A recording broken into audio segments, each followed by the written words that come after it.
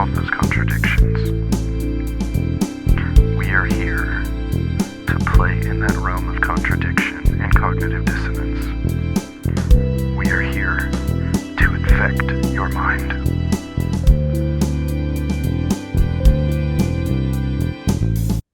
Did you look at anything to prepare? No. If so, what? No? We're winging it. It's okay. I had these grandiose dreams of going through extensive research rabbit holes, and I made it through 1.5 articles, one of which wasn't even really relevant. It's surprisingly difficult. I tried to go through Google Scholar and use its higher level, academic filtering for psychology of games. Oh, yeah. And it was surprisingly difficult to find stuff targeted to what I was looking for. And I wasn't even looking for anything hyper specific, right? But what tended to pop up were articles on psychological game theory as far as economic distribution and business marketing and things like that, right? Game theory models for economic systems and business plans, not how do games both influence and are influenced by human psychology. Yeah. There is a good bit of behavior research for games, but it's all for performance enhancing. So less like why and more like if you want to be, like if your star pitcher is having issues, these are things you can do. So more of like people who are already good at it, how do we keep them from, getting wrapped up and being not as good because of things outside of the sport. Yeah, so I assume that this will end up being a multi-parter as well. We've been doing a lot of those lately because when we get into these conversations, there's just too much content to handle in a single episode or a single session, right? So I think what I'm going to do after this, and I know it's a little ass backwards to expand my research after we record the session talking about the topic. Yeah. But not. Well, it got me thinking about like why do children play? Just in general. Why do animals like cats, kittens, right? Kittens are notorious for play. Puppies are notorious for play. And then trying to dive deeper into, okay, well, for the human psychology, why do some games work and others don't? Right? Why do we have this predictable series of games on a playground? Or, board games, right? There's evidence of some kind of board game systems going all the way back to like when the pyramids were built, right? It seems to be an innate part of human psychology. Well, why? My favorite like Egyptian relic is a game that no one knows how to play and they've tried to figure it out, but it looks just like checkers. You like presumably you move your pieces across and like try and take over the other side, but there's nowhere written down how to play it. But I think they do know the name of it. People reference the game, but never how to. Yeah, I'm not prepared to answer that on the spot, but I know of the game that you speak. There's like one really good one that was found in a burial. And then pieces are found everywhere. Which leads us to the question then, aside from trying to fill spare time with something to do, why do human civilizations then tend to default to those types of forms of entertainment? Yeah, I think it does require free time, but even then, maybe not. Like a prerequisite is you have a lot of free time, then you come up with a game. But I think there are even like, incredibly stressful environments where games are, you make time and that's what gets people through.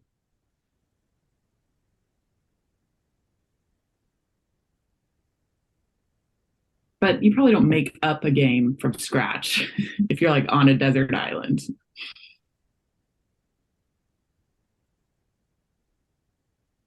No, and like philosophically, we can do the whole, is there such thing as original thought? Mm-hmm. Or is everything kind of recycled? Right? Secondarily,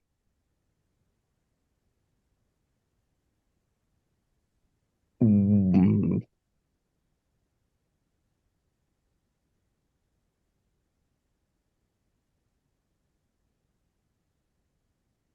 I know this is a long, awkward pause. I'm trying to put my words together and find the right words for it. Um,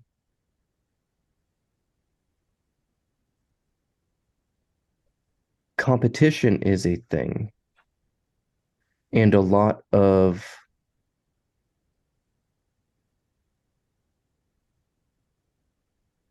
games and social interactions that humans use for entertainment are a way of having pseudo competition, Mm-hmm. but not all games are competitive. Right? So then obviously competition is a big thing. We use competition for a variety of different reasons, a lot of which are archaic and aren't necessarily relevant so much anymore, at least in modern society, but some of which are, right, to um organize ourselves into social hierarchies and things like that to demonstrate competence, to win the eye of your crush, and any sort of things. Um, right, you could even go so far as to say that to some degree employment is a type of game in that manner, right? That the quote unquote game of life, right? How do we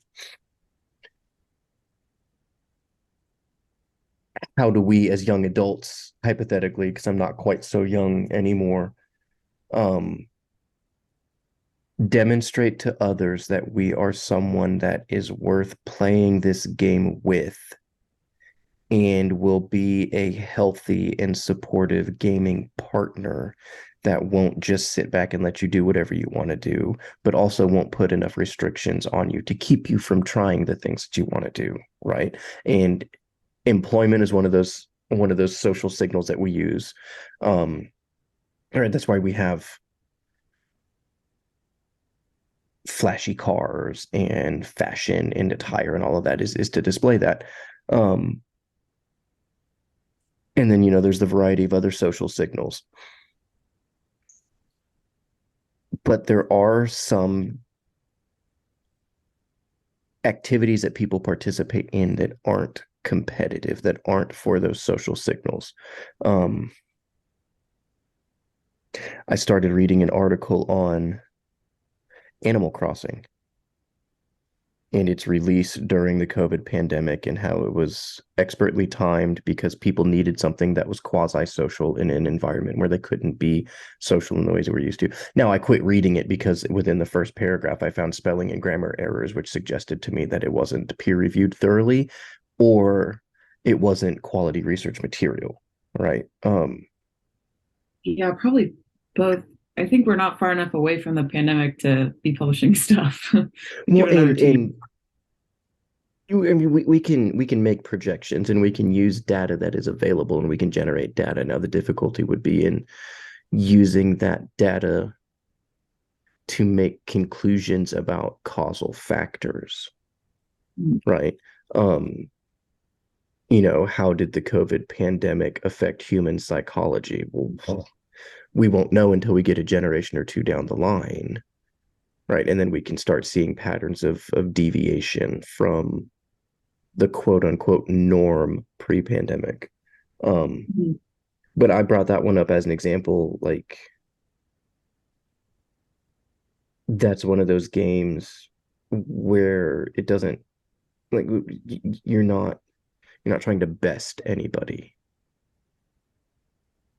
right? Um, For people who don't know, the game is played in real time. So when you turn on the game at 8 a.m., it's 8 a.m. in the game as well. And then you have little villagers and they talk to you and you can be friends with them, and there's shops.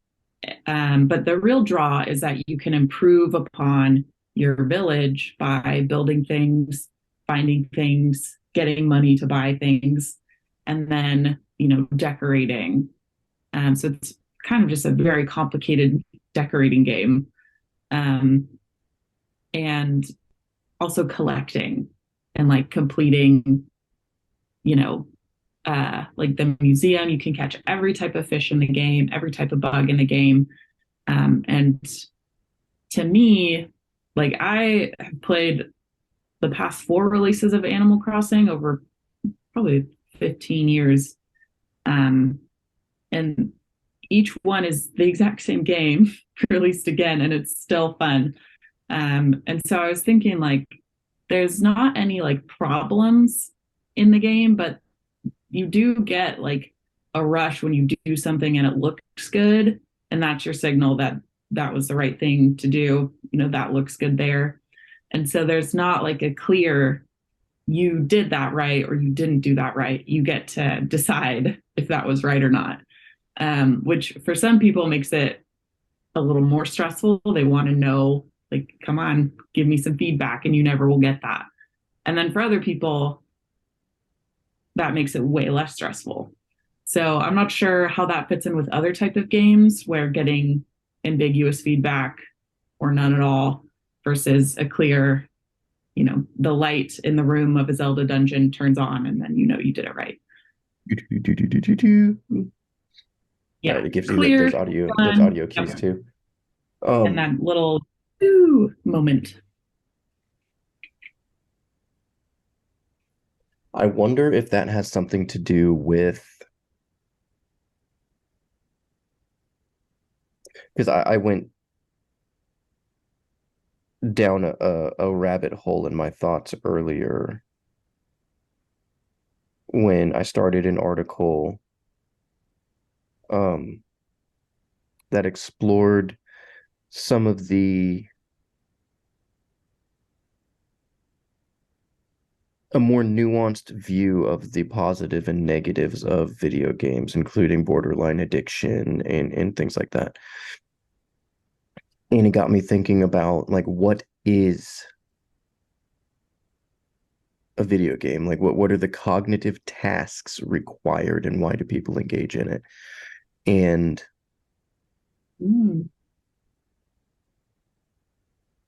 what I was thinking was, slash is, because I haven't finished thinking on this. I'm still teasing through the layers, that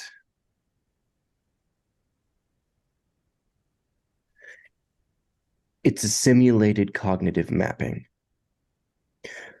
right? So when you first turn on a new game, what do? Well, you have to map like the button layouts. What do the buttons do? You have to map the interface. You have to map the actual map. Where are the places to do things, right? And the more accurately your cognitive constructions of how those things operate are accurate and effective, then the more efficiently you can participate in the game, right? And then all of that expands, right? That's why you have games like Skyrim or Zelda, these massive, mostly free roam games that they don't just turn you loose all the way at the beginning. There's some form of very beginner's quest line that you go through that gives you a taste of all the different options and the different things at like the very low resolution level. So as you create your cognitive maps for how those work, right? You can create those maps accurately, and then they turn you loose where you can apply those to the greater game and then get more detail in those cognitive structures, right? Now, how that relates to what you were saying with the Animal Crossing thing, I think, is that some people need more information to fill out their cognitive maps in order to interact with the game more than others. And I would be willing to guess that those people that do need that more information were those that were less rewarded with the ambiguous feedback from the game, right? Hey, what am I supposed to do? Whatever you want to. And there's some people that are like, okay, that's too much freedom. Instead of freedom of movement, that's chaos. I can't build a cognitive structure for how to interact with this game and orient myself to any task or purpose in this game to find any meaning or value in it. Right. So I'm going to put it down. Whereas there are those that the map can be lower resolution and you can still do the thing. Does that make sense? Yeah. I'm thinking that like the common denominator for games and games that do well and games that don't do well is like having to solve problems, and then the solution or finishing it is rewarding in some way. And so solving the problem might be, how do I kill every enemy in this hallway so I can get by? Or it might be, I have a legit puzzle to do, or like a fetch quest where a person is like, I need 10 berries, and you go and do that. And then either going and doing it has to be fun, or the reward has to be worth it, preferably both. And those are good games. And I think, like, big picture, having problems to solve is something that people really like. If you took away all of the problems and there was nothing left to think about or trial and error or experiment with, then that would be bad. And no one would like that out of life and out of video games. Well, I think to some degree that's what life is, right? Every single day we are manifesting behaviors in such a way as to solve the problem of continued existence. We need to sleep, we need to eat, we need to use the bathroom, right? There's all of these biological processes that we, if we wish to continue living, have to adhere to. And those create a certain set of problems. And I don't mean problems with a negative connotation. I'm using an ambivalent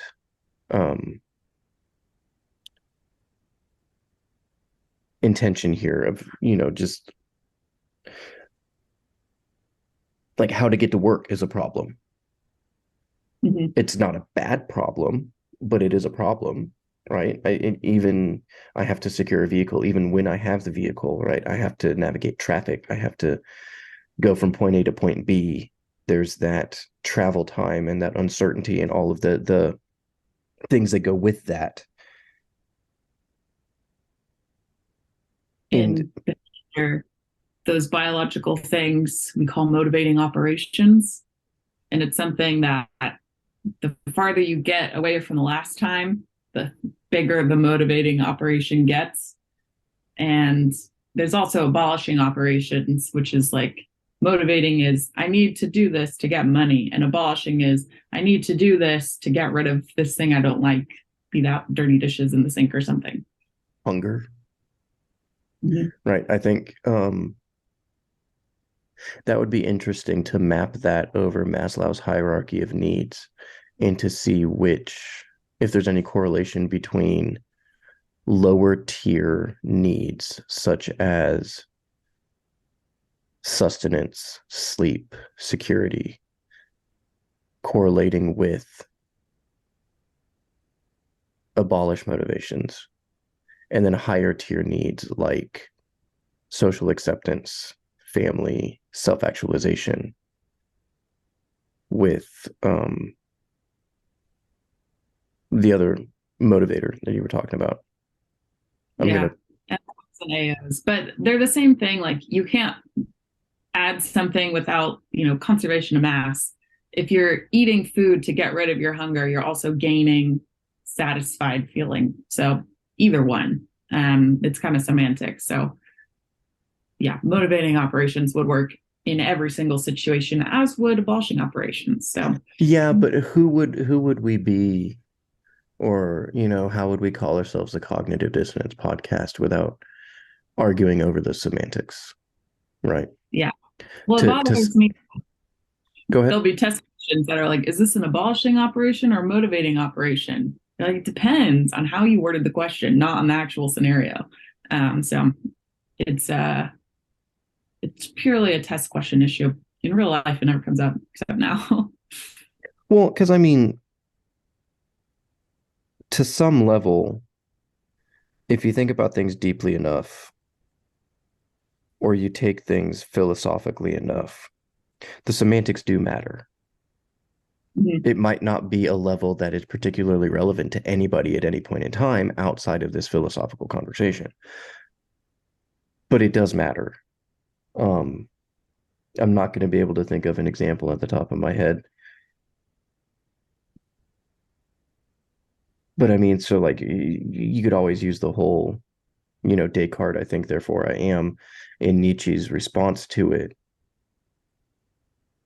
which, and this is part of why I enjoy and despise reading Friedrich Nietzsche. Nietzsche's response to that was, okay, well, that is operating on the presumption, axiomatic assumption, that what you define as think and what I define as think are the same thing. And then what you define as existence and what I define as existence are the same thing. Right. So yeah, he might be arguing semantics, but if you take the content of the conversation that deep, those semantics do matter. Yeah,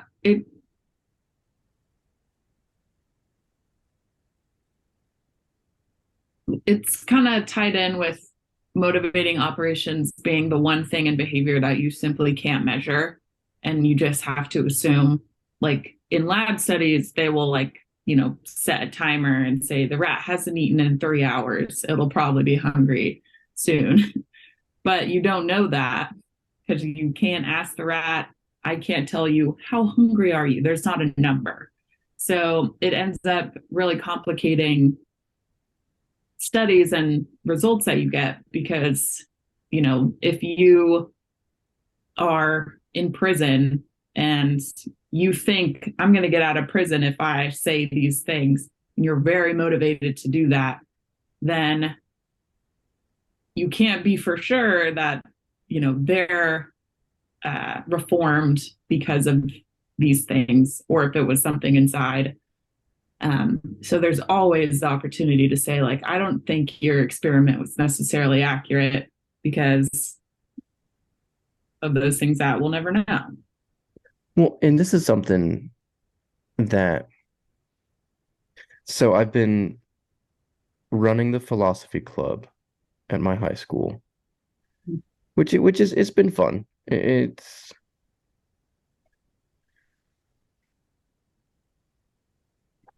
I work at a more difficult high school. It's a polite way of putting it. We have a decent amount of, like, we're a high needs school. We have a lot of students in the foster care system. We have a lot of students that have experienced or participate in or have heard about or have had friends. We had from gang violence. We had a student a couple weeks ago that got killed in some kind of gang violence, right? One of my students from last semester. And so, like, not to be stereotypical, but some stereotypes at least have roots in accuracy, that a lot of those students aren't going to be interested in things like a philosophy club, right? So we never had great turnout, but I had anywhere from 8 to 12 students on any given time in any given meeting, and we had some pretty good conversations. That's good. And I helped tutor the AP psychology students.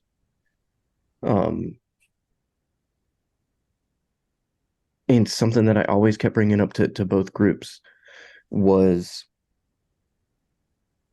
a lot of these things that we try and study, especially with the realm of like human behavior and motivations, you can't measure.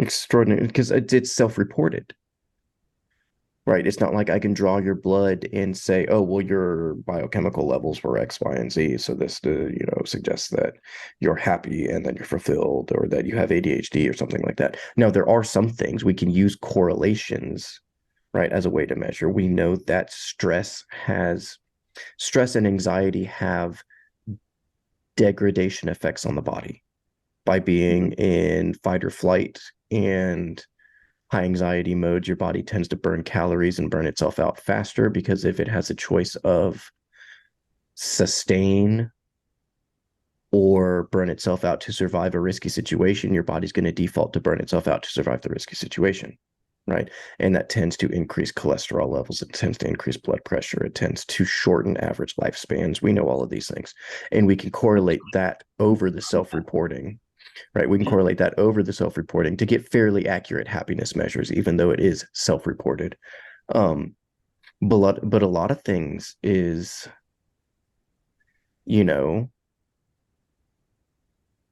how do we measure identity? You can't.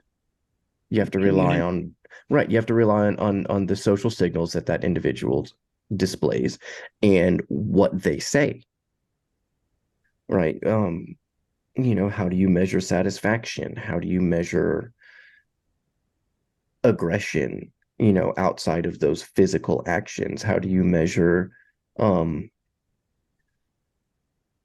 achievement, desire, any of these things? Well, we what do you do? There's no one's figured it out yet. So that's what makes psychology so fascinating, because it is to some degree like the Wild West of the sciences. It's also what makes it really tricky and complicated sometimes, because, well, if I could just find this piece of evidence, I could confirm or deny my theory. Well, you're not going to find that piece of evidence, right? That's why you have so many different subdisciplines within psychology, right? I think you and I are a good example. We're different. You're a more analytical behaviorist. Measure what you can measure and use that to extrapolate conclusions from.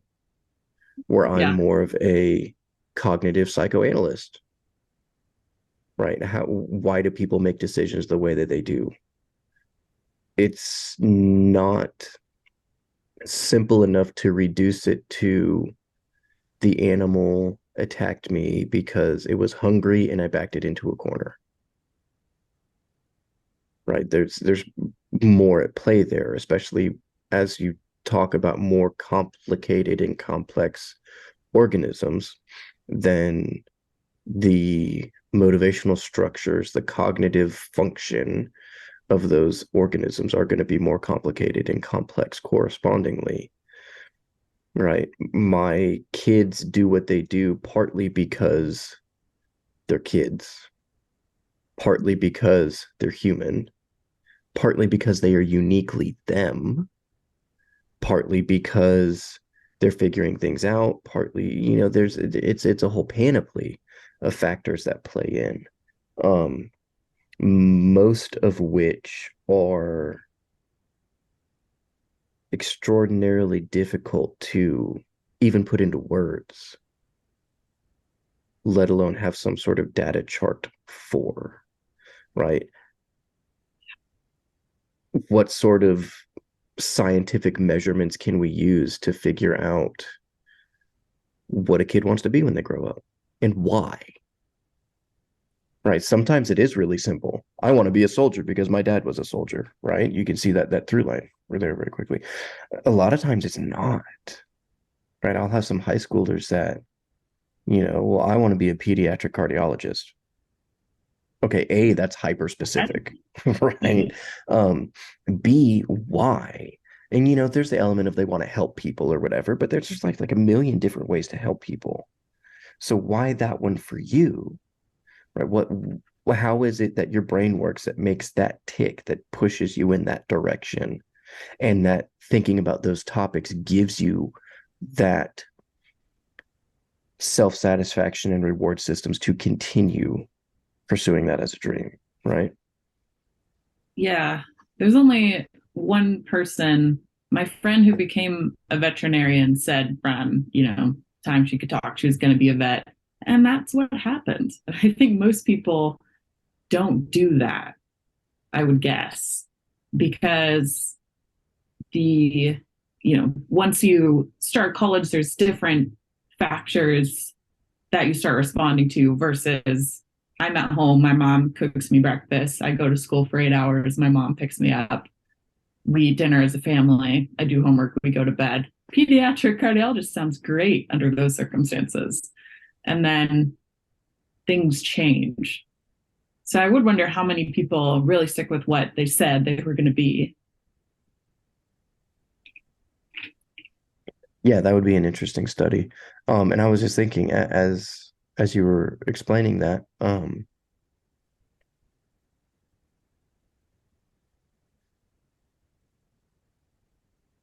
that's what games do. They give us practice in that flexibility with our cognitive mapping. Yeah. Right. Where as environments change, as circumstances change, as our relation to the world changes, because to some very real degree, for example, William, he's going to turn 10 on Thursday. And I'm going to do the typical, do you feel any older? And he's going to say no, right? Because he doesn't, because that change is small enough over a long enough amount of time that it's almost imperceptible in those small chunks, right? You have to stand back and look at the larger chunks, the lower resolution in order to see those changes. But we ontologically and metaphysically change. And as we undergo those changes, our cognitive maps aren't accurate anymore. And they subsequently need to change to either be reflective of new information or, adapt to new problems. Maybe it's not external information, maybe it's internal information that needs to change. We think about things differently. Maybe our environment's the same, but the way we understand our environment is different, right? And all of those things are going to demand changes to our cognitive mapping, which is probably why, if I had to guess, that most people would rather pick a known discomfort to deal with than risk change. Right. And we know this, right? People in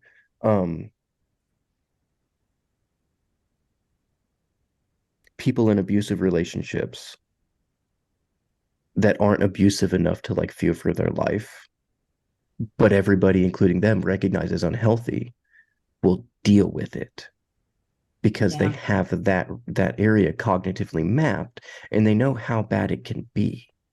If you break up with that person, then you have the whole slew of uncertainty, which is reflected in the form of anxiety. And who knows how much worse life could be? I could be alone and miserable. At least here I'm miserable with somebody. Mm-hmm. Right. I think that's that driving factors there is people stay in areas where their cognitive maps are more accurate because it's easier. And people tend to have I'm going to call it a survival instinct, and we can come back to explore the evolutionary psychology behind it in a minute. That survival instinct to stay where their cognitive maps are most accurate, even if those environments are less than ideal. Mm-hmm. So another thing I was thinking about as far as games go was role acquisition and role clarity. Mm-hmm. Right. Now, obviously, this applies most with like role-playing games, but even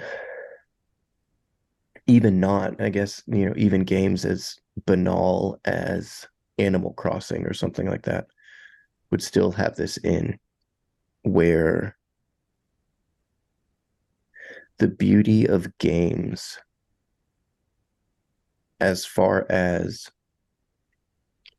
translatable skills to life experience and lived experience and stuff like that, is you get those short-term bursts of trying different things, right? You can assume the role of something that is not you in whatever way, whether it's not your attitude, not your temperament, not your physical body, right? You can create an avatar that is completely alien to what you're used to being embodied in, that you can try those things out and see if they work. And if they do, you can adapt some of those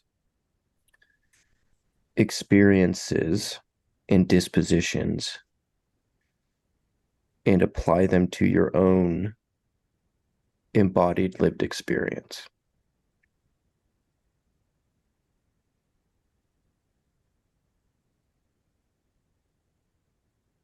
So playing the game enhances the lived experience outside of the game. Right. So like,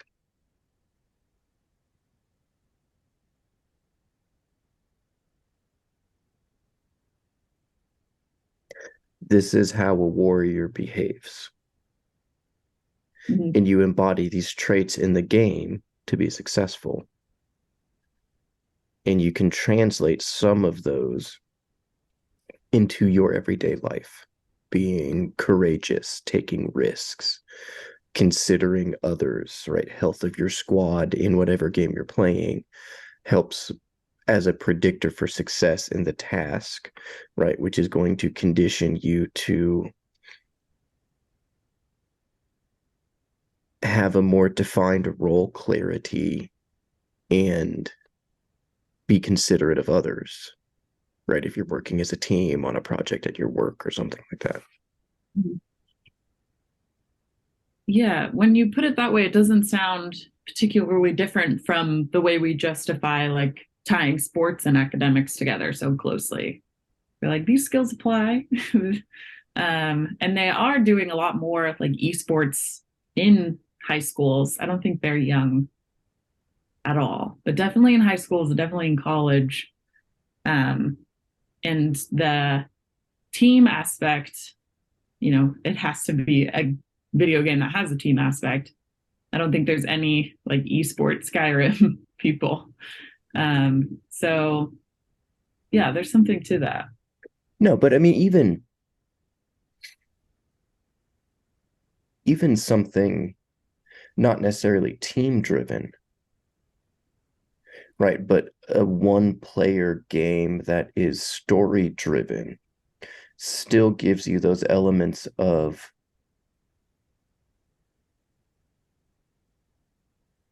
using experiences in the game to modify your behavior in the real world. Right. Perfect example.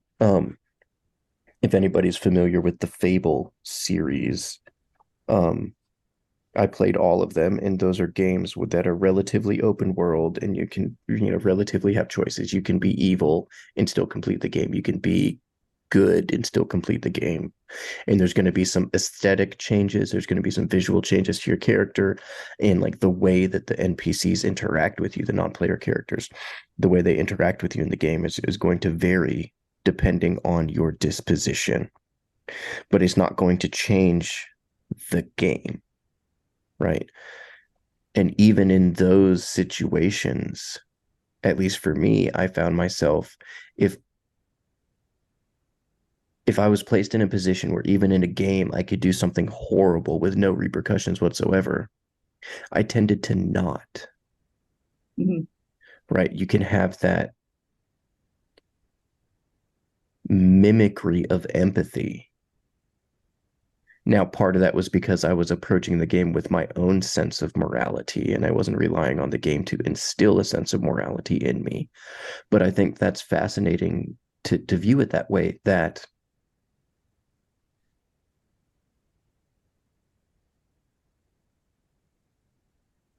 even in artificial constructions where you can do whatever you want to, most people have those experiences in the game as the protagonist, as the head of the story, the lead in the story, whatever it is, and we get a big parallel here with like movies and media and pop culture and stuff like that, where we understand that this is how the lead behaves. And I'm trying to be the lead, so this is how I'm going to try and choose to behave. Mhm. Yeah, like the appeal of Westerns, when Westerns were the only movies in theaters, every blockbuster was a Western.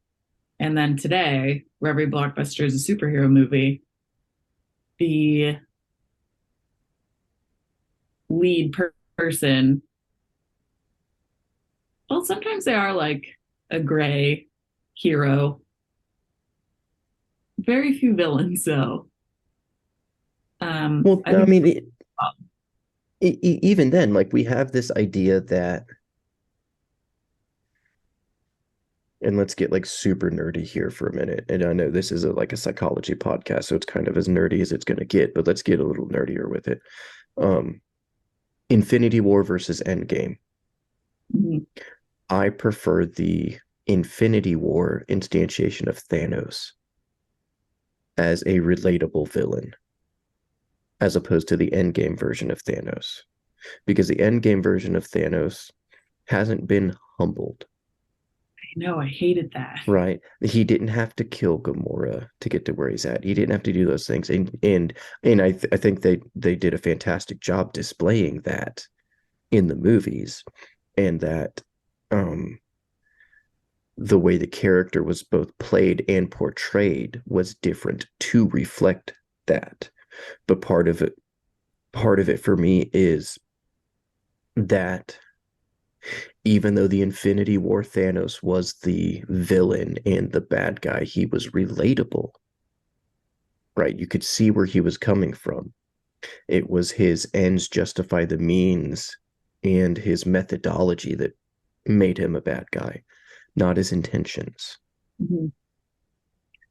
I did always like that. And that was something like with video games, I'm floundering for an example, but for movies, like Magneto as a villain is the best villain ever because you get why he's like that because Mm-hmm. he's right. Like that's like the meme, like Magneto was right because he's like the humans are going to kill all the mutants, so we got to fight back. And then all the other mutants are like, no, Magneto, you're wrong.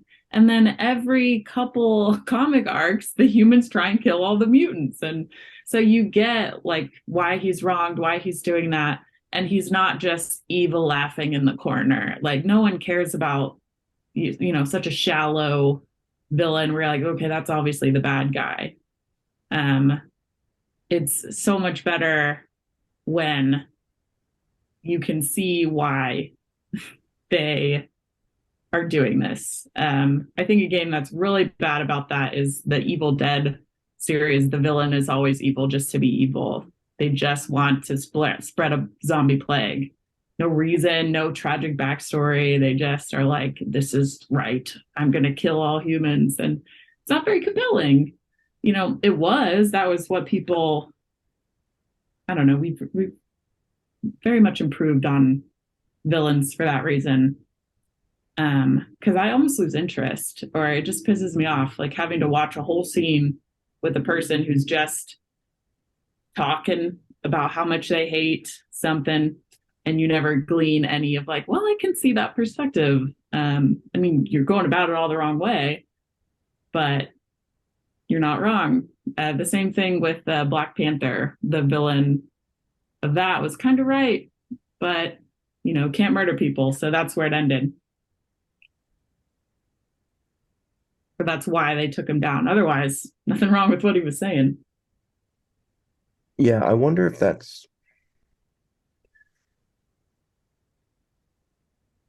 reflective of how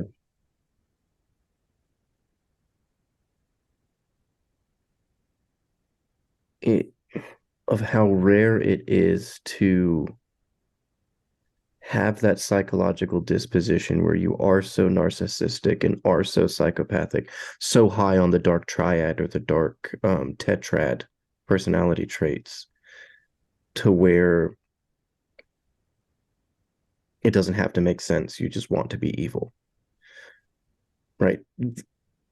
The percentage of people, like, because I mean, there are some people that do just want to watch the world burn, but the percentage of that per capita at any point in time in any civilization has always been so low, it's almost non-existent. Whereas those people that are in varying different ways higher on the dark triad or dark tetrad personality traits, but not wholly, right? Maybe they lean a little bit more narcissistic, or they lean a little bit more sadomasochistic, tends to be a little bit more higher, right? Yeah, And go ahead. I'm thinking of like examples of people who were evil just to be evil. And genuinely, the only one that comes to mind is BTK, who had no reason to kill all those people and did it just because, like, later on, he justified it by being like, I'm a Satanist, but he was just saying that to get people to think he was evil, like not actually doing like Satanist things. It just fit with the image he was going for. But for the most part, people will be able to give you an explanation or feel sorry at least. Be like, I don't know why I did that. I wish I didn't. Almost never do you get someone who's just like, and I do it again, for no reason.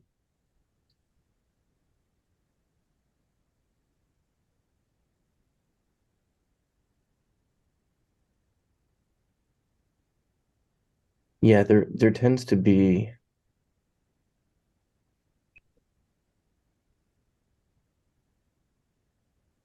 like predictable self-fulfilling prophecies. And I don't know if that's the best way to phrase it, but it's the only thing I can think of at the moment, with things like that. So one of the classes I took in my graduate program was a history of sex abuse in the Catholic Church, the Catholic sex abuse crisis. And one of the common denominators that had a super high correlation with those behaviors was most of the priests that victimized youth were themselves victimized when they were youth. Mm-hmm. Right? And that gave them whatever psychopathology, instilled in them whatever psychopathology that manifested in a continuation of those behaviors, but as a perpetrator as opposed to a victim. Yeah, it is common that they were a victim in the past. And that doesn't happen to everyone. Like, it's also like, every serial killer had a horrible childhood and they were locked in closets and beaten half to death every day of their childhood. But a lot of people do that and they go and become an accountant and live their life. So, there is a way to stop the cycle, and you choose not to at some point.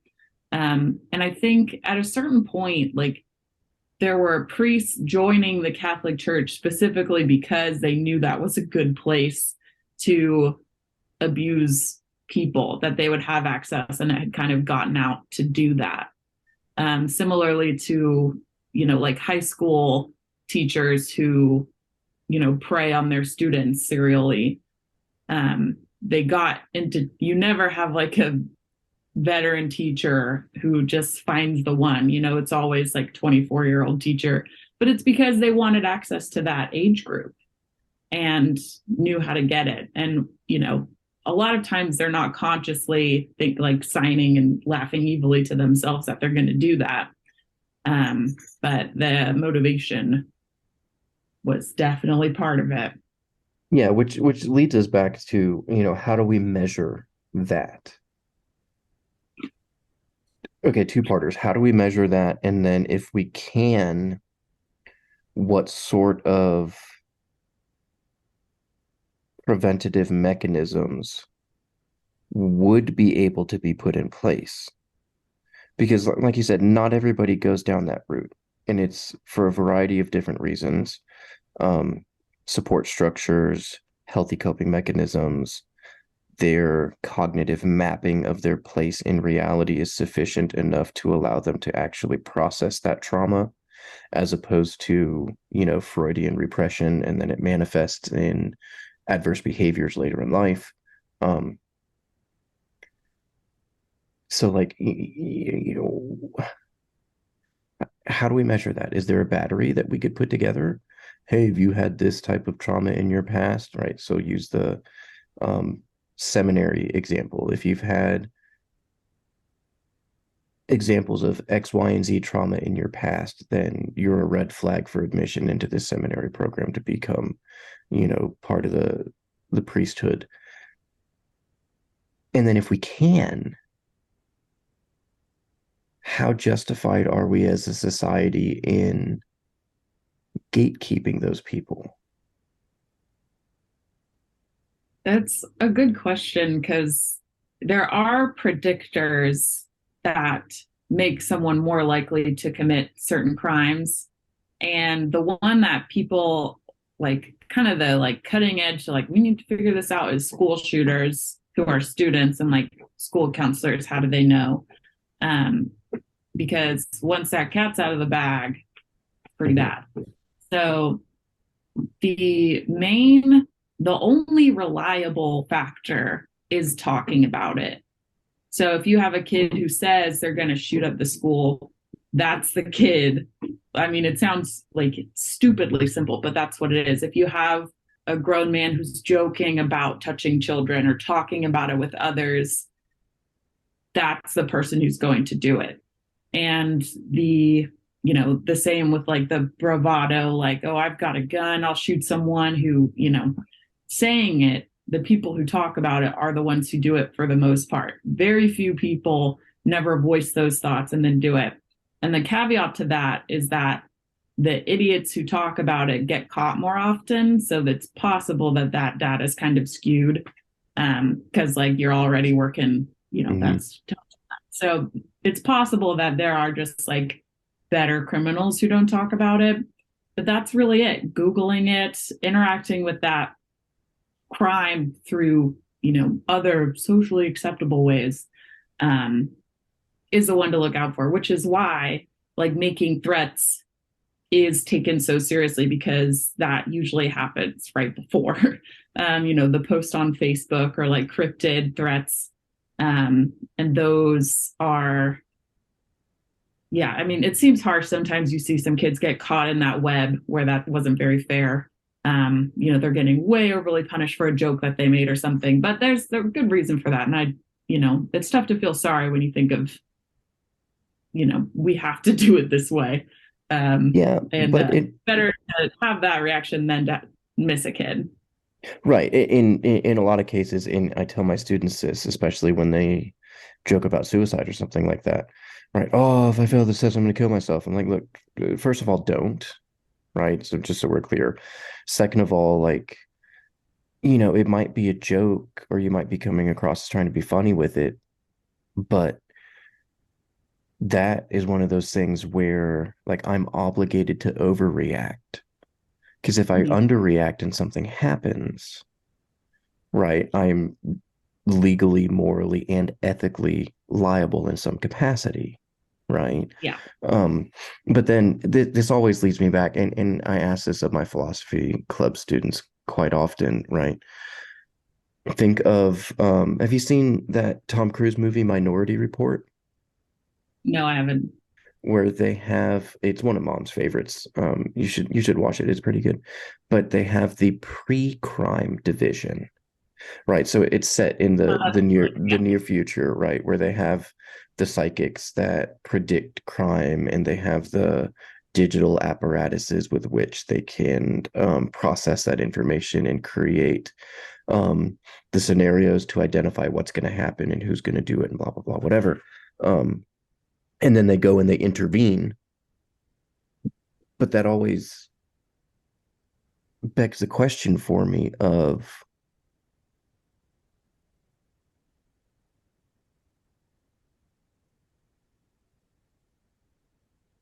and this ties in with the whole policy making thing. This is why policy is such a tricky thing to figure out.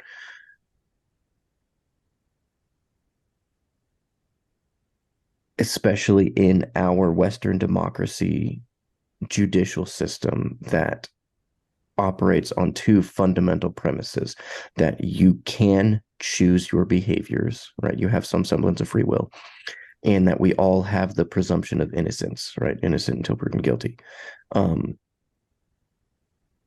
That until someone engages in that behavior, any sort of intervention is a violation of their individual sovereignty and individual rights. Yeah. And so how do we as a society balance those things? How do we personally balance those things? Right? If one of my kids says something and it's a red flag for me and I intervene, does the fallout of that intervention create a higher probability that they're going to engage in miscreant behavior later? Right? Because now they had to deal with discipline, and they had to deal with punishments, and that conditions them in such a way, whatever, to where they're going to blah blah blah. Or if I'm going to get in trouble anyway, I might as well actually do it. Yeah, that situation is the problem. Right. And so and we have that quantum entanglement thing where interaction with the observer influences the outcome of the experiment. Mm-hmm. So, and this is an open question. It's also kind of a rhetorical question, because I don't think any of us have that answer of how do we balance between erring on the side of caution and respecting people's individual liberties. Mm-hmm. That's a tough question in the field of behavior as well, because you can, like if I had everything in a plan that would stop this behavior, that would be unethical. You have to do the least amount of intervention possible that will still have a positive effect. And what we're required to do ethically is a risk-benefit analysis for everything, which is like, you can't do it for everything. I do one per person about the thing I'm kind of iffy about. But like, supposedly, every single thing you sit down, like, if we're going to change the way that, staff talk to this person, we're going to have them, knock and say, hey, can we chat? Versus what they were doing before. You're supposed to sit down and write a list of risk of that intervention and a list of benefits of that intervention. And then at the end, usually for me, I can figure out what I need to add or take away from it to make it more beneficial than risky or harmful. But for someone who hasn't done anything yet, you can't write an intervention for things that you haven't seen, because it might not look how you expect. Like if this kid has a high level of aggression, they're very angry, and the parents are going through a divorce, and they're hunters, and all of these things for violence are there. It looks different. That kid might go and shoot, the windows out of an abandoned building, and that's enough for that kid. And then the next one has to go, and shoot people, or the other one has to shoot themselves. And those all same risk factors, there's too much overlap to pick, to even know what you're supposed to respond to. So yeah, if nothing has happened yet, I don't know what you do besides those baseline things that you would do for anyone, like, referrals to the counselor, a call home, and yeah, increased bag checks, who knows? which in and of itself is tricky too, because there's a decent, now it's been about 10 years since I've looked at this literature, but there's a decent body of literature that suggests that the more interventions you have, and I don't want to linger here too long, but just because it's germane, we can stay in the realm of school safety for a minute. Generally, the more interventions you have in the name of school safety, the less secure students feel in the school. Mm-hmm. Right. Well, the big example is metal detectors. Mm-hmm. Right. If you're an inner city school and you install metal detectors because you have students that have a history of bringing weapons to school for a variety of different reasons, even if there's no intention to use them at school, maybe it's outside of school gang violence and they just want to be safe on the way drive home, or maybe they're planning a drive-by on the drive home from school or whatever. Doesn't particularly matter. What does matter is that the installation of the metal detectors, which would normally be a deterrent and a safety and security device, tend to be the visual reminders for the students that they are in an unsafe environment. Otherwise, they wouldn't need them, right? And so they tend to behaviorally respond accordingly. Heightened anxiety levels, on edge more, heightened aggression, all of those panoply of behaviors and things, right? Yeah. Which is just another one of those.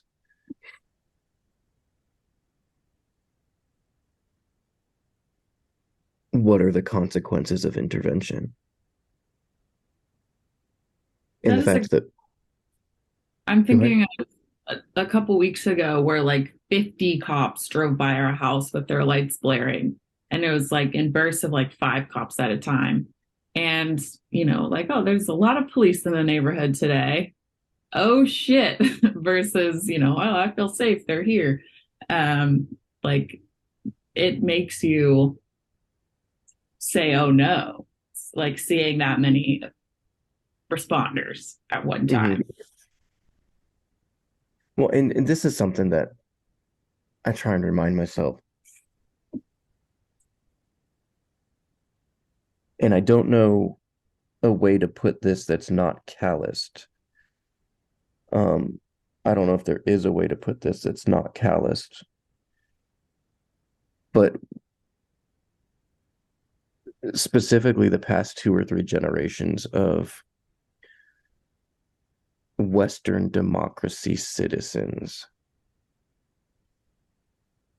have been in areas and societies that are affluent enough to condition us to incorrectly think that life is supposed to be secure and safe, right? That we're supposed to have safety and security, that we're supposed to have enough to eat, that we're supposed to have a job that can pay the bills.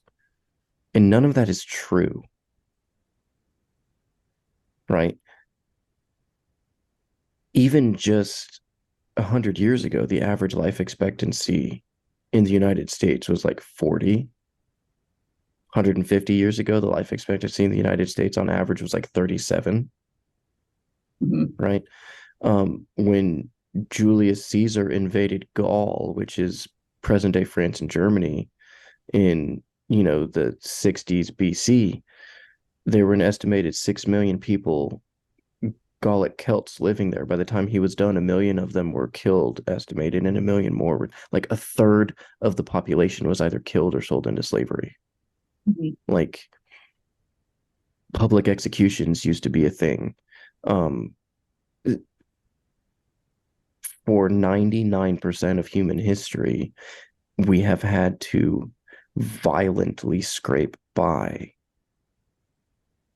And we live at a time now where that's non-existent, where people people don't starve to death in the United States or in Great Britain or in Canada. Unless, of course, it's like deliberate mistreatment, right? You're a kid in an abusive household and you get locked in the basement for whatever, right? People aren't publicly executed. You know, most of the states don't even have the death penalty anymore for things. I listened to a podcast, Dan Carlin's Hardcore History, and he talks a lot about like old school executions and people getting convicted of stuff where, right, we using the political culture of today, we understand that if someone does get sentenced to death in the criminal justice system, like the death is the punishment, right? You've been by a jury of your peers found guilty of something so egregious that your punishment is to lose your right to life and liberty, right? For most of human history, that was just an unhappy byproduct. The torture and the execution method was the punishment. Mhm. And you just happened to die from getting broken on the wheel or something, or getting drawn and quartered or something like that, right? And here's the way that I understand it, because I see it with my teenagers in my classroom, right? My students act this way, that because we have the false conclusions based on partial short-term evidence. And I'm going to be clear here and say that when the teenagers draw their conclusions, they're false, not because the teenagers are making wrong conclusions, but because their body of evidence is small enough that they don't have enough evidence to draw the accurate conclusions, right?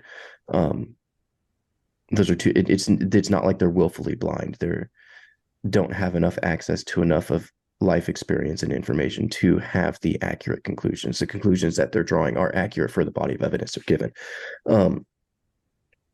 But they've been conditioned to expect that they are supposed to graduate high school, that they are supposed to be successful, that they are supposed to have a good paying job, that they are supposed to be well liked and supposed to be popular and supposed to be safe. And so when any of those things don't happen,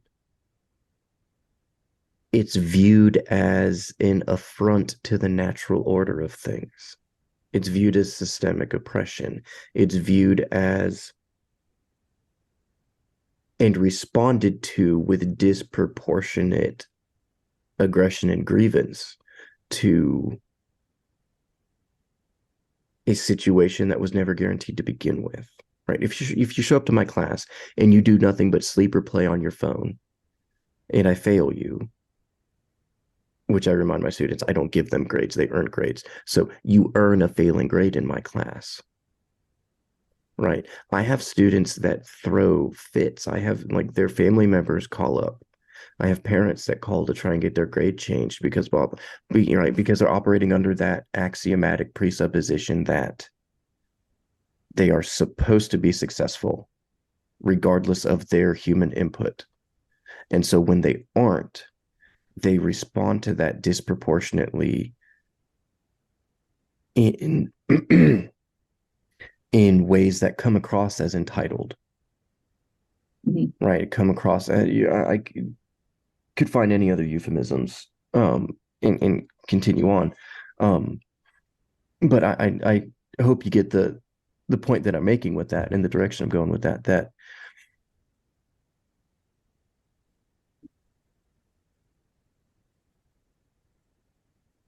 we have created enough success as a human species in most of the world that success is, we're starting to see long-term changes in human psychology because of that success. I think my hang up for that is like the Constitution allegedly is promising those things. And like life, liberty, the pursuit of happiness, all of those rights. And we pay taxes. So it does seem unfair that those are promised and we pay money and we elect people who get paid a lot of money to do those things. And then as a country, it doesn't get done. To me, Well, like in that context, the anger is justified. yeah, but your phrasing of it is absolutely backwards, though. The Declaration doesn't promise us those things. It recognizes that we have those rights, right? Government doesn't give us our rights. We already have them. Government is just an apparatus used to help prevent other people from stepping on those rights. And paying our taxes is not the price that we pay to have access to those rights. Right? So that's the difference between like the John Locke version of negative rights versus like the Jean-Jacques Rousseau French version of positive rights, where John Locke in the English tradition would say that the only reason we have government is to intervene if someone is trying to take away your inherent natural rights, right? That's the negative rights there. And the Jean-Jacques Rousseau French positive rights is more along the lines of it is the government's job to actively pursue ensuring those things for people. Now, what I see as the problem there is internal locus of control versus external locus of control. If it is the government's job to make sure that I'm successful, it's not my responsibility to do that anymore. I don't have to go get a job to pay the bills. I can just demand universal basic income. I don't have to eat healthy to make sure that I have a good life. I just demand universal basic health care and make the government fix me. Right? You see how it's putting the cart before the horse or the horse before the cart, right? Makes a big difference in that outcome there. And we have an increasing number of people, and this goes back to the cognitive mapping thing, that we have an increasing number of people that are comfortable not pursuing anything with their own free will because they operate under the presumption that it is the government's job to make sure that I have these things. And so when it doesn't happen because they're not using their human agency to go out and earn it, then the whole system's fundamentally flawed and we need to tear it all down, disrupt and dismantle. Well, I'm thinking that the government does, like, if a forest fire were to destroy my neighborhood, we would be put in housing by the government, who declared a state of emergency and secured federal funds to, rebuild our neighborhood. And, then our insurance would have to do something about it too. But they do that. Side note really quickly that we've done a very good job so far in all of our episodes of staying clear of politics, right? For a variety of different reasons. But two things. First of all, this political discussion does pertain to human psychology. So it is on topic for the scope and purpose of this podcast. And also too, I think this is a conversation that needs to be happening more in the public discourse. So I'm comfortable continuing it. Pick up where I have some thoughts and I disagree with you about some things, but I want to respect your opinion and let you finish speaking, and B, hear where you wanted to go with it. You were talking about the forest fire thing. Yeah, because I think the idea that the government, that there's nothing like obligate about social services, but if an emergency happens and there's a forest fire and you have to leave your house, they have places where you go and where you evacuate to set up. And if your house does burn down, there's federal money and state money to fix the neighborhood and the roads and the power line and the sewers and anything else that burned down. They, put things back when they get broken. And the other thing that they do, that the government really does, is, the armed forces to make sure no one kills us all. And I think that those, no one can come to our shores and start killing everyone because of the government. And so it doesn't make sense to me that yes, like there is entitlement in there, but these are all things that the government are doing. So if it's not something that you're benefiting from, but that the government is actively doing, I can see why there's that frustration there. Like, yeah, like with healthcare, if you need an emergency something, they will just do it. Like if you're in a car accident, you get life-saving care right away. And then afterwards, you settle the debts. But when it's needed, it's there. There's food banks, there's shelters, there's like when it gets really hot in Portland, they do cooling tents. And all of that is not just grassroots people doing it. Some of it is, some people make their careers off of their nonprofit that they do.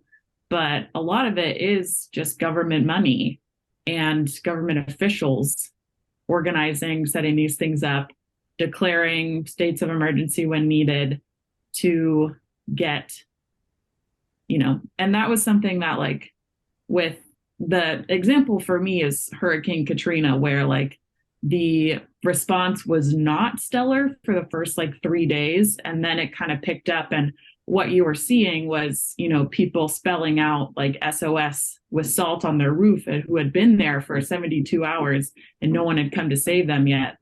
And that is the government's job. That's why we pay taxes. And that's why we elect people who are going to provide those when needed. And it's sort of understood that if you don't need it, you don't use it. Like if my neighborhood isn't in a forest fire, I'm not going to go to the evacuation spot that other people are going to. I'd only do that if I needed it. And there are people who, don't need it and feel entitled to it, and people who exploit, these social services and emergency services. But for the most part, we tap in when we need it, tap out when we're done. And then, sometimes you can't tap out. Like if I get my legs cut off in a car accident, I'm getting SS immediately. So that Social Security check is coming right away, right? Versus, you don't get Social Security if you're not, if your legs are still there and you can walk around and you can go to work again. So yeah, I just disagree with the idea that they don't have to, and it's not obligate, because so far it is. And if it's not, people will, riot. Like there's nothing more dangerous to the government than a food riot. Like so far, whatever the score is, if there's a food shortage, zero. I mean, I'm thinking of France specifically. They did not win that. They had all the resources that they needed, and hungry peasants killed them all viciously. And then, that was French Revolution. So I think that that idea has always been there, that that's what the government does. And if they don't do that, they will be killed. Yeah, but see, there's a couple things. We're not as barbaric right now. There's a big difference in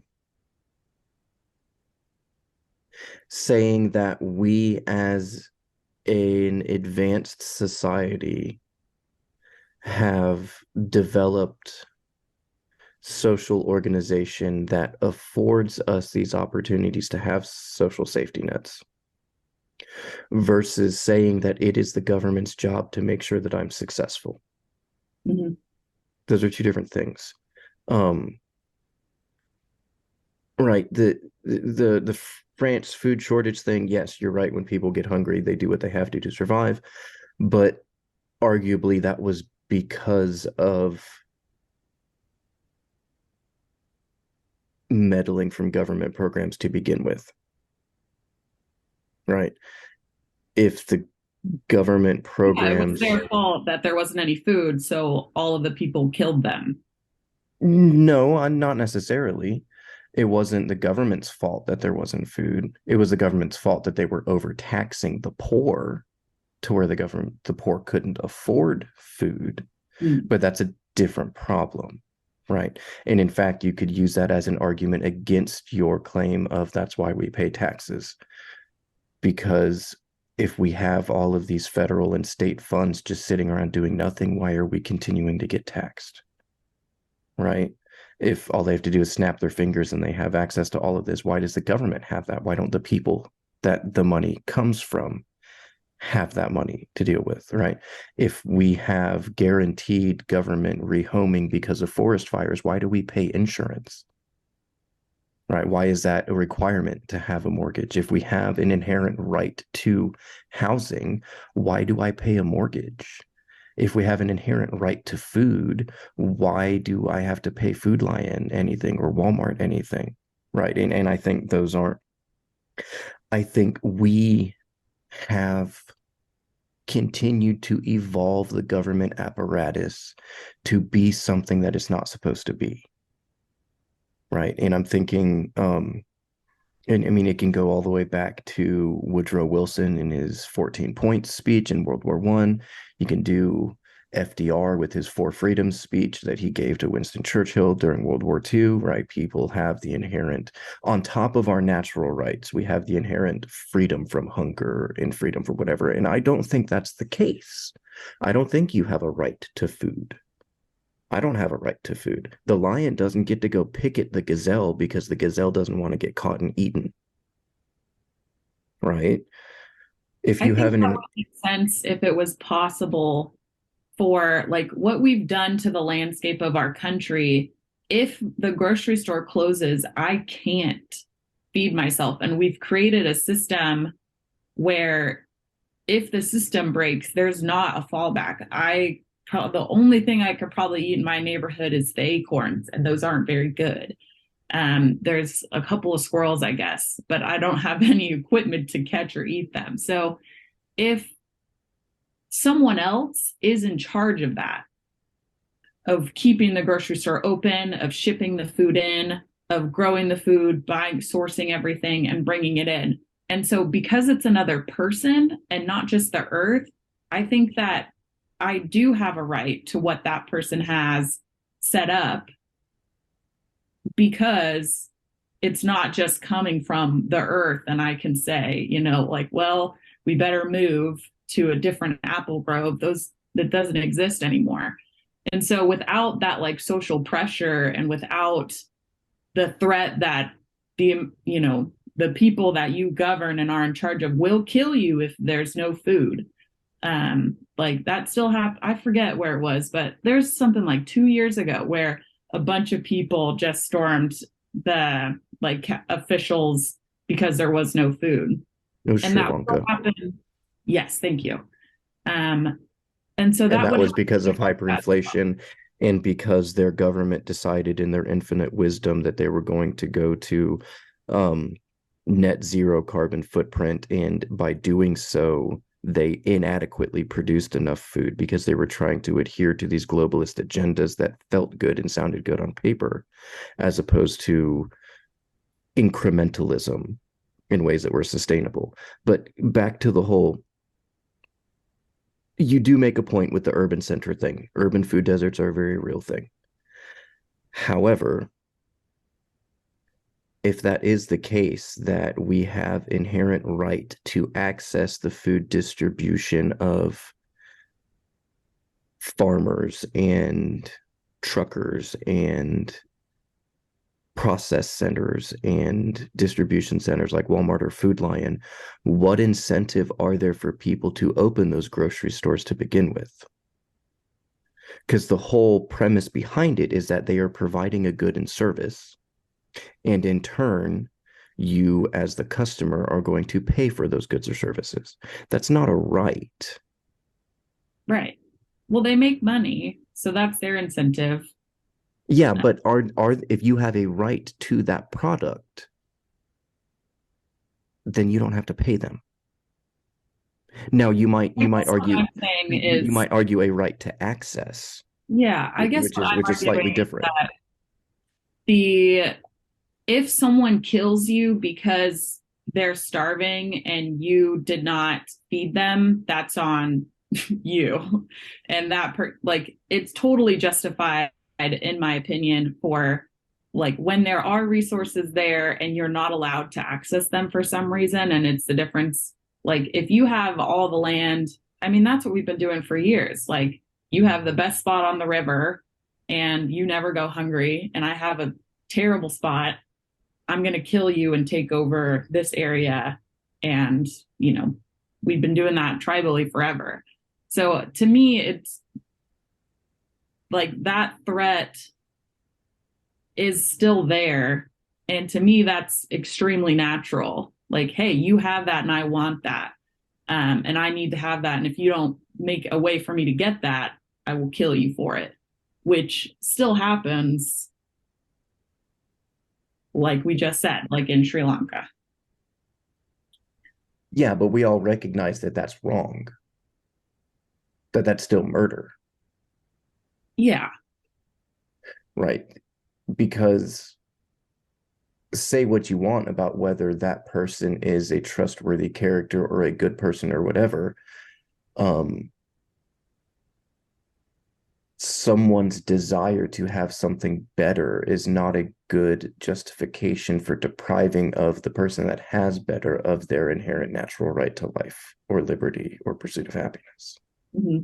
Well, you could say that, but in practice, that's what happens. Yeah, but that's a diplomatic where the oppressor came to their senses or something. It always takes a pretty significant physical threat to their life in order to see. But that's a terrible reasoning, though, right? The logic behind that somehow is justified behavior because that's how people are going to act anyway, right? That would be the same as me saying,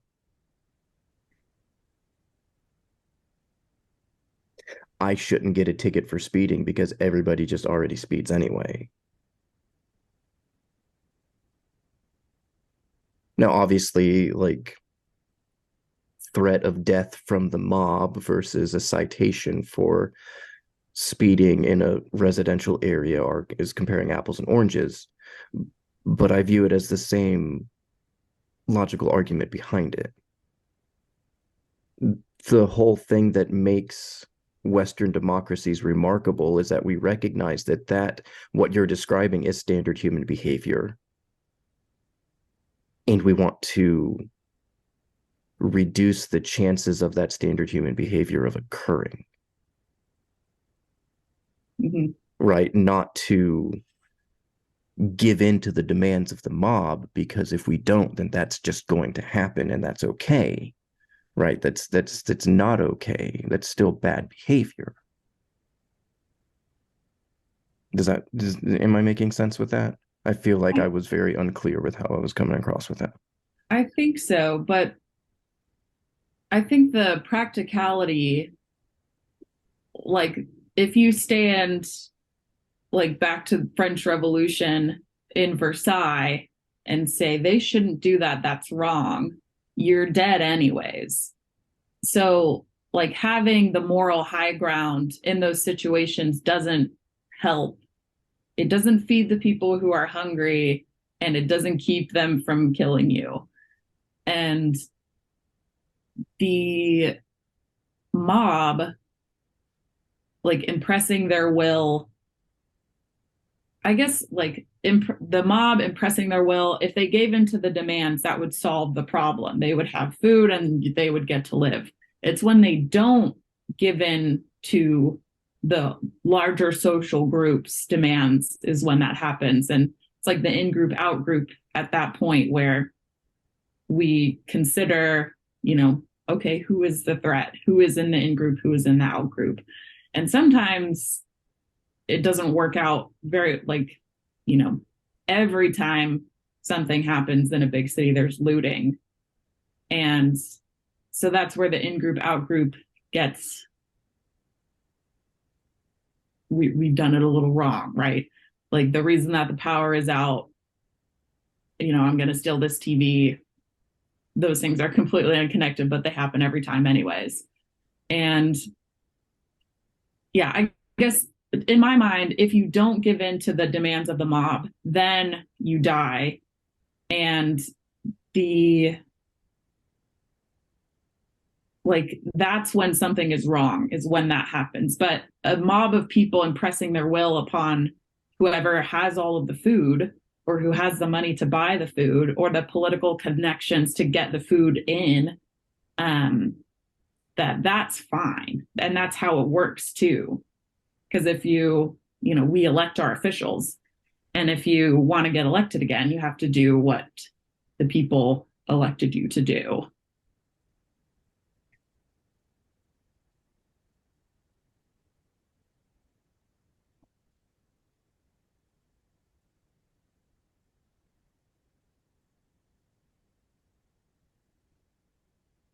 Yeah, a couple things. That's what James Madison described in Federalist 51 as the tyranny of the masses. Mm-hmm. And it's what Aristotle described as why democracy is one of the least favorable governments, because it devolves into that mob rule. Yeah. And that's part of why our founding fathers designed our federal system as a republic, was to help give us protections from tyranny from a single person, such as a monarch or a dictator, and a tyranny from the masses, the mob.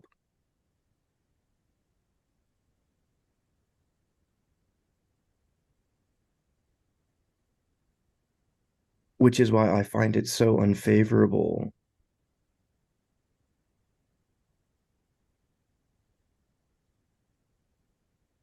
to say that everything's fine if we just give in to the mob's demands.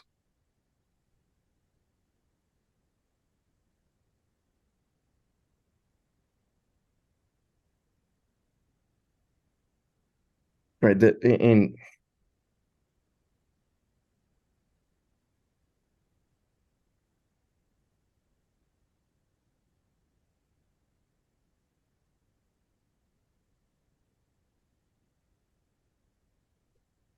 I don't know what else you're going to base your decisions as a ruler or leader or senator on besides the will of the mob. Like there shouldn't be another like to me, if there's an outside factor beyond that, that's unethical. And they're going to no, yeah, and I get that. And absolutely, our elected officials, as being elected, should be representatives of the interests of those that have elected them. Right. But I think that is fundamentally different than saying that people have a right to have government help them be successful, because if government doesn't, we'll kill them.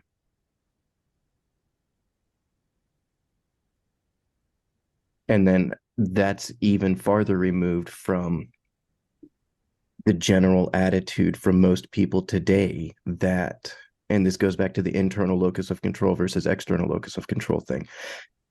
If it's government's job to make sure I don't go hungry, if it's government's job to make sure that I have universal basic income, if it's government's job to do all those things, I am placing not only the responsibility for what through most of human history we have understood as onus on the individual into the hands of the government to make sure those things happen, which by default also means we don't get a say into how those things are handled because we are outsourcing that responsibility. The other thing that it's doing is saying that you have no control or ownership of your life, right? That external locus of control. All of the problems that I have today are because of a failure in the system somewhere. Therefore, I don't have to change any of my toxic bad behaviors. We just have to change the flaws in the system. Mm-hmm. Right? It's creating that environment for that mob to be unhealthy, to be toxic, to be destructive, to be demanding, rather than creating an environment where that mob all looks in the mirror and decides that I need to get to work so I can afford these things, or I need to create this business so I can help feed people, or I need to do this, that, or whatever in order to take ownership of my life to ensure my own success. Mm-hmm. I mean, that's the American dream, right? Which allegedly is what we're doing. Um, if you have no money today, you can get money by doing certain things and have money tomorrow. And if that's not true, then people are they're gonna be angry. But I do think that is true, that you can still do Yes. the American dream. I mean, people do it all the time. Yeah, but and again, the American dream, and I have this conversation as the civics teacher. I have this conversation with my students all the time. That unfortunately, if you do a random poll for 1,000 people in the streets and ask them what the American dream is, it's going to be something along the lines of financial success. Mm-hmm.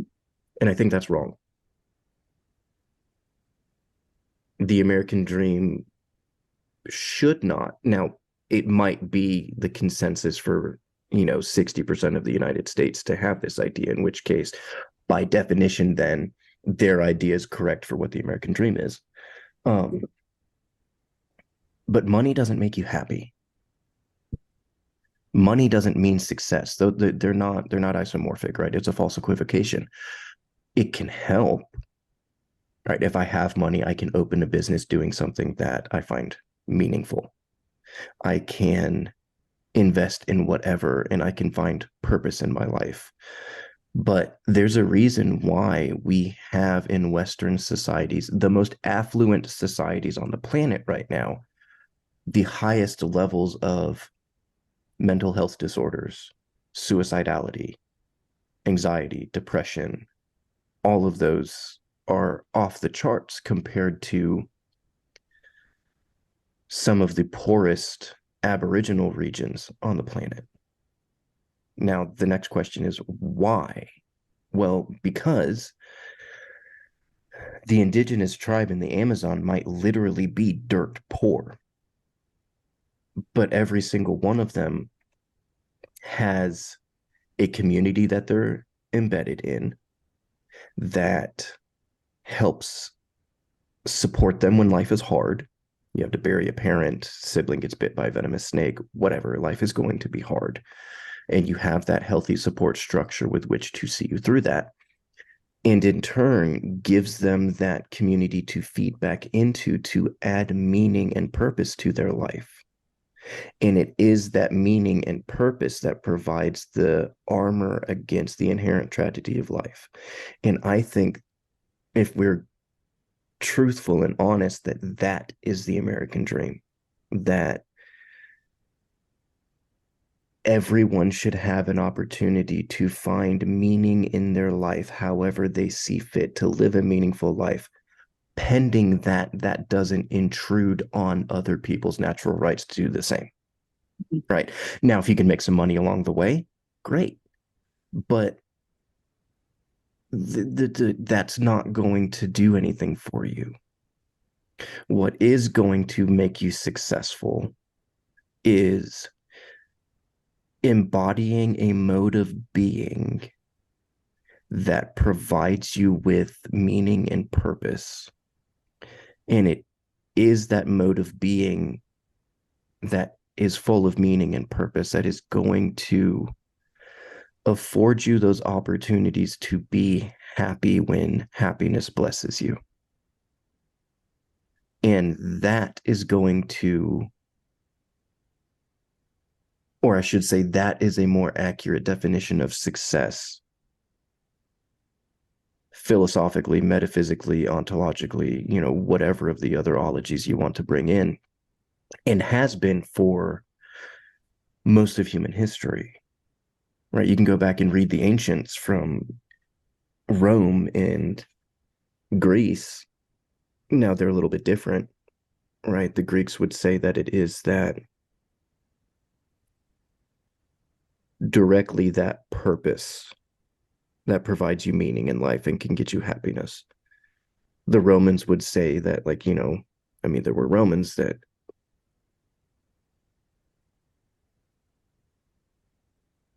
Well, I mean, look at the most successful Romans in history. You think of Julius Caesar, Gaius Marius, Lucius Sulla, right? They were fabulously rich, these generals, but they didn't care about the money. What was the money for? The money was for them to bring back, to earn honors with, to build the public works, to have the triumphs through the streets.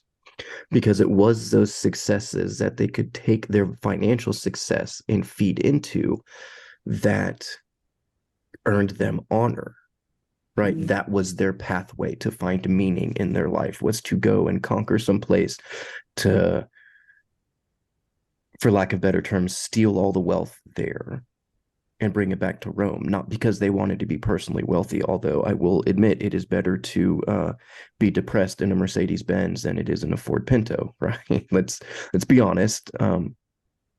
But that wasn't the point.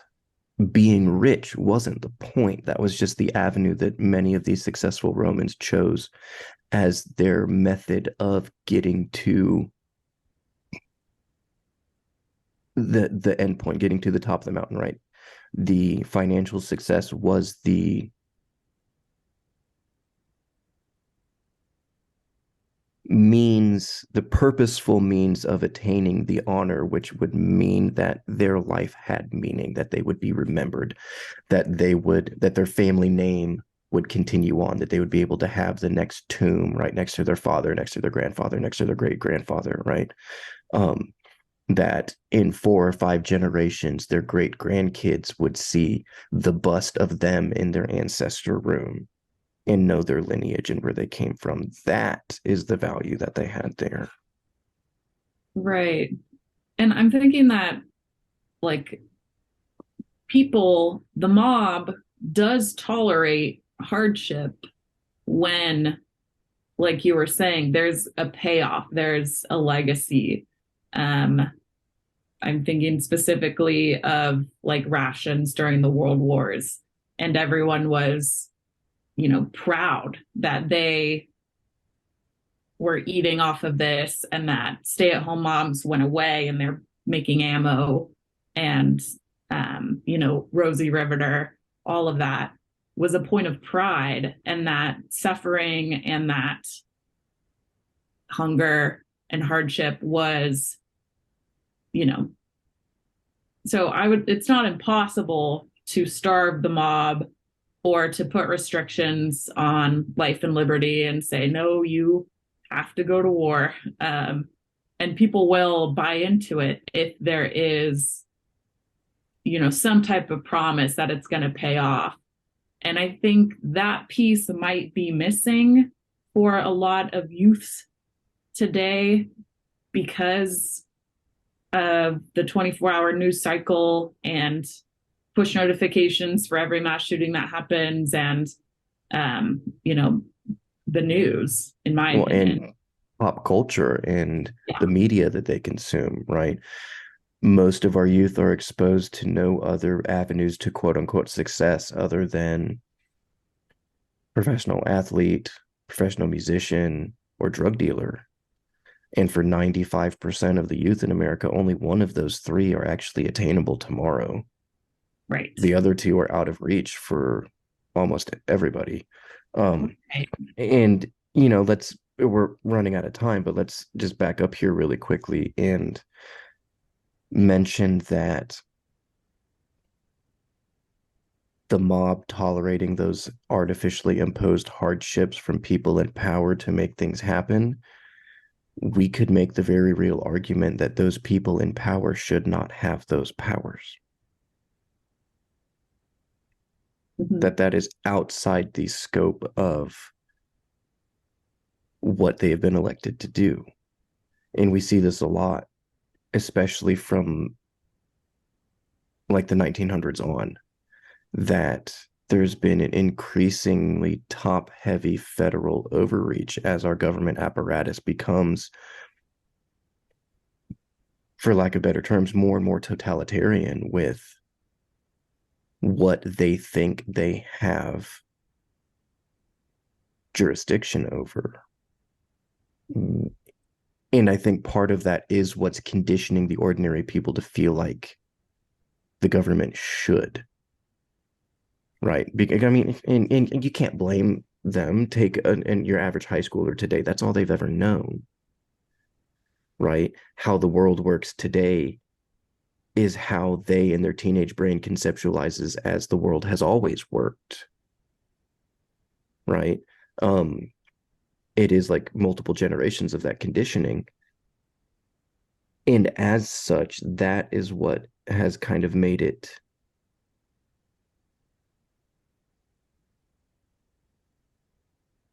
feel callous to say, oh no, Jimmy, it's up to you to get your ass up and go to work every day. Right. But it is. And to some very real degree, going back to that, the cognitive mapping, where people will tolerate a known hardship over just the unknown in general, more and more and more people are happy being a slave to the system as long as their basic needs are met, than taking a risk and owning their successes and failures by being the one that's solely responsible for the conditions of their own lives. And I think part of that is because it's easier. If the system fails, if you're suffering and you can blame the government, that's an easier pill to swallow than if you're suffering and you can only blame yourself. Mm-hmm.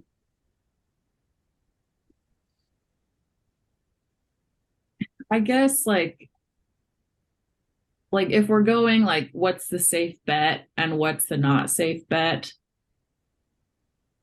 which would be a person who is risk averse and a person who is risky. I do think we value risk averse behavior a little more with,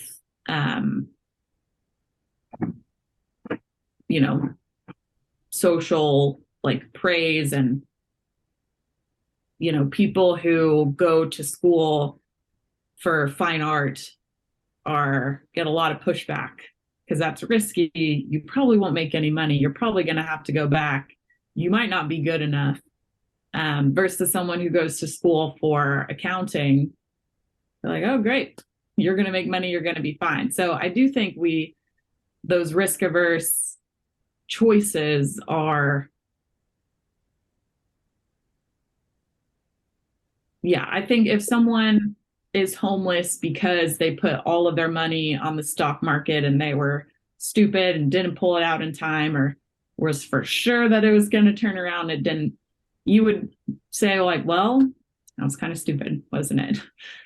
You should have got a savings account. You should have been risk averse. You should have planned for the future. You should have, only, played what you could afford to lose. And so I think like the idea of like putting yourself out there and trying might lead to more crash and burns than taking a much more conservative approach. Like, I'm in this apartment and I'm watching the kids and I've got, they go to school, but I've got kids at home, so I can't work. So I'm getting on benefits.